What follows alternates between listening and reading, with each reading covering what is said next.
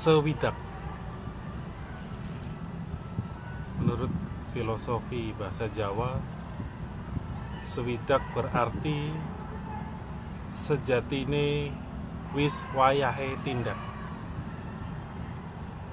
Umur swidak, wayahe tindak pengajian, wayahe tindak umroh, wayahe tindak haji.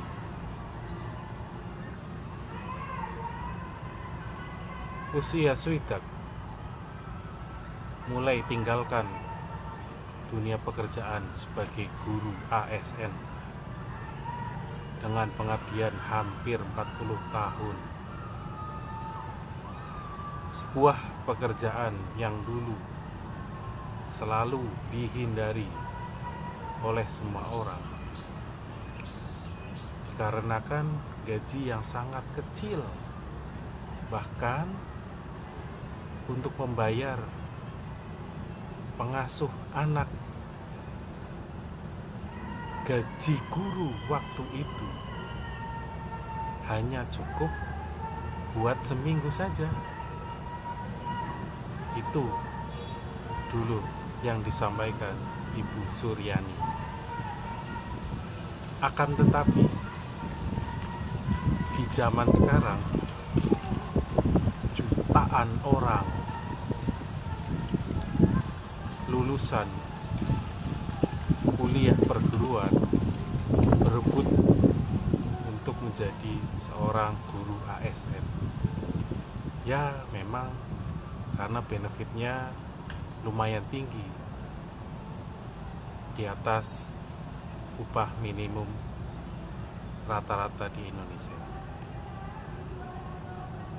Perjuangan Ibu Suryani menjadi seorang guru itu tidaklah mudah. Di awal perjalanan beliau untuk mencapai ke sekolahan, dia harus jalan kaki. Waktu itu rumahnya di Karangmangu, sedangkan sekolahnya ada di Kroya. Ya mungkin jarak sekitar 3-4 kilo sekali jalan. Beliau lakukan itu. Seiring berkembangnya zaman, beliau memakai sepeda ontel, pernah juga memakai sepeda motor second di tahun 98-99. Motor pertamanya adalah motor second Astrea Grand, warnanya merah muda atau pink. Ketika kesejahteraan semakin meningkat, banyak teman-teman guru yang lainnya, teman sejawatnya, memutuskan untuk membeli mobil, tapi dengan nyicil. Ibu Suryani tidak ikut-ikutan sesuai dengan teman-temannya tersebut, atau mungkin yang dikenal zaman sekarang namanya FOMO. Ya, beliau tetap memakai sepeda motornya yang bekas itu.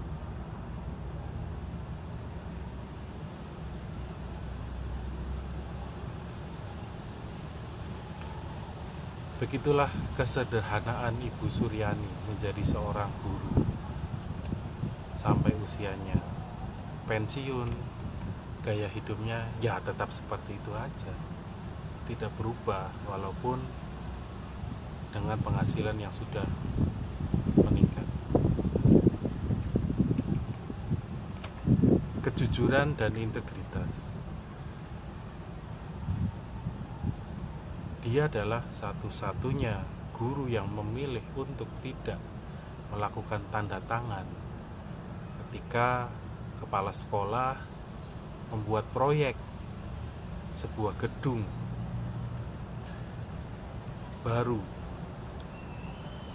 di sekolah tersebut, yang indikasinya proyek itu dilakukan markup.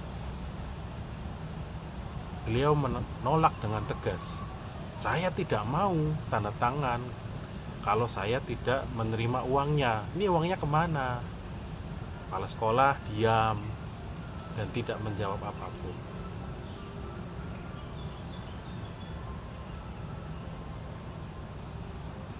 Ibu Suryani juga menolak untuk meminang jabatan kepala sekolah yang dia rasa dia tidak sanggup. Padahal tawaran banyak datang. Beliau memilih untuk menjadi guru karena ya memang berat jadi kepala sekolah, harus memikirkan pekerjaan selain dengan mengajar. Administrasi, TIK, dan kesejahteraan semua sekolah harus dipikirkan. Ibu Suryani menolak itu. Peduli sesama. Sebelum ada program di zaman sekarang, makan bergizi gratis atau makan siang gratis,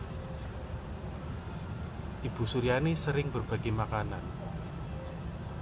Kadang dia masak sendiri, kadang dia beli di warung, kadang dia merayakan momen-momen spesialnya, ulang tahunnya, ataupun hanya sekedar melakukan syukuran kecil-kecilan. Yang makanan itu dibagikan kepada rekan-rekan guru, siswa-siswa di sekolah, dan mungkin beberapa wali murid yang sedang menunggu di sekolah tersebut.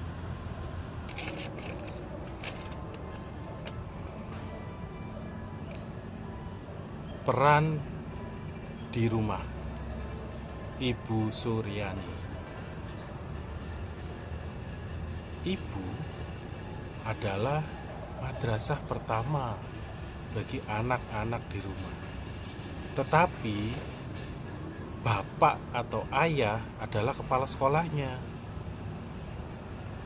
Jadi, walaupun Ibu Suryani adalah seorang wanita karir atau guru, beliau tidak pernah mengesampingkan tugas-tugas untuk mendidik anak-anaknya di rumah. Yang pertama, beliau selalu membagi tugas pekerjaan rumah tangga di hari Sabtu atau hari Minggu, ketika anak-anak yang waktu itu masih sekolah sedang libur. Misal di rumah itu ada saya, ada kakak saya, ada sepupu saya, semuanya kebagian tugas. Tidak pernah terlewatkan satu pun. Kadang-kadang Ibu Suryani marah ketika dia sudah melakukan aktivitas semenjak subuh, sementara anak dan keponakannya masih tidur. Satu yang paling diingat, oh bocah, nembe tangi, ibumu wis tekan Inggris, kowe nembe tangi. Ya itulah dulu pas kecil sering disampaikan ibuku agar anak-anaknya mau dan mampu untuk melakukan tugas rumah tangga, karena memang ya ini akan bermanfaat ketika anak-anaknya dewasa. Kita tidak tergantung pada pembantu. Kita bisa melakukan aktivitas selayaknya manusia pada umumnya. Bisa mencuci piring sendiri, bisa mencuci baju sendiri, bisa setrika baju sendiri, bisa masak sendiri.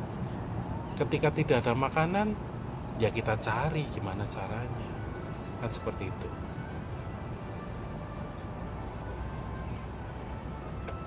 Beliau menanamkan prinsip tanggung jawab terhadap diri sendiri.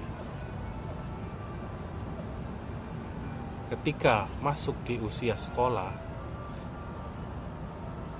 beliau selalu menyampaikan tanggung jawab terhadap barang kepemilikan sendiri. Ketika Senin sampai Sabtu kita memakai sepatu dan kotor, ya dicuci sendiri di hari Minggu. Tidak ada istilah ibu yang nyucikan sepatu. Tanggung jawab dimulai dari sejak sedini mungkin. Itulah yang ditanamkan Ibu Suryani.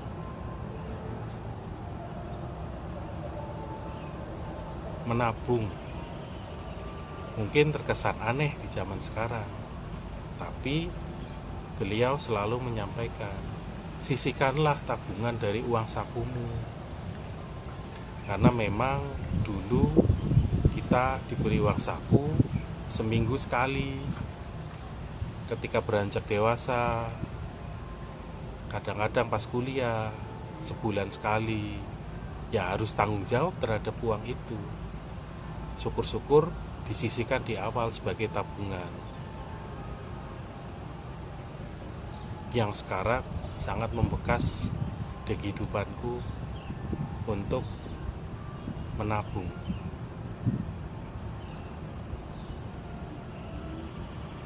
Beliau juga mengajarkan terkait skala prioritas dalam menggunakan uang. Belilah apa yang dibutuhkan, tidak hal yang diinginkan. Karena memang uang itu terbatas, maka gunakanlah dengan bijak. Ibu Suryani memberikan pendidikan yang setara bagi kedua anaknya. Alhamdulillah, kedua anaknya lulus sarjana perguruan tinggi. Semua anaknya diberikan kebebasan dalam menentukan kuliah yang akan diambil. Tidak ada pemaksaan terkait masalah hal tersebut. Beliau hanya menyarankan waktu itu pada saya, mau nggak jadi guru? Saya bilang, oh tidak, karena memang waktu itu guru gajinya kecil. Sementara untuk laki-laki yang sebagai kepala rumah tangga harus berpikir logis. Makanya saya tidak memilih jadi guru. Tapi beliau tidak marah. Yang penting anaknya bertanggung jawab atas pilihan tersebut. Ya, begitulah sekelumit cerita tentang Ibu Suryani. Saya sebagai anak mengucapkan terima kasih telah melakukan tugas sebagai ibu dengan tanggung jawab, dengan baik dan bijaksana. Selamat menikmati usia pensiun di umur 60 tahun. Semoga sehat selalu, diberikan kekuatan untuk menjalani hidup sebagai pensiunan yang sesungguhnya baru akan dimulai tahun depan. Semoga tidak terkena post power syndrome, merasa menceritakan kejayaan masa lalunya, merasa memiliki jabatan waktu dulu, merasa punya anak didik yang banyak. Itu nanti semua akan hilang ketika pensiun. Semoga saja dapat bersyukur dengan kondisi yang sekarang, dengan penghasilan yang jauh berkurang daripada sebelumnya, tapi tetap bersyukur karena tinggal menikmati saja yang sudah dibayarkan oleh negara, tidak perlu ngoyo-ngoyo lagi untuk mencari penghidupan. Semoga saja cukup dengan gaji pensiunan, tidak usah terlalu ngoyo, semangat untuk hidup dan berolahraga, dan juga menjaga pola makan yang sehat. Semoga di usia 60 tahun ini adalah titik balik untuk menambah keimanan dan ketakwaan kepada Allah Subhanahu wa Ta'ala, karena memang tugas manusia adalah diciptakan untuk beribadah. Saya sebagai anak bersyukur memiliki ibu yang seperti Ibu Suryani, yang mengajarkan banyak hal, yang mendidik anak-anaknya untuk mandiri dan bertanggung jawab terhadap dirinya sendiri dan keluarganya. Anak adalah titipan yang suatu saat akan pergi meninggalkan ibunda tercinta. Sekian, selamat menikmati masa-masa pensiun. Semoga sehat selalu.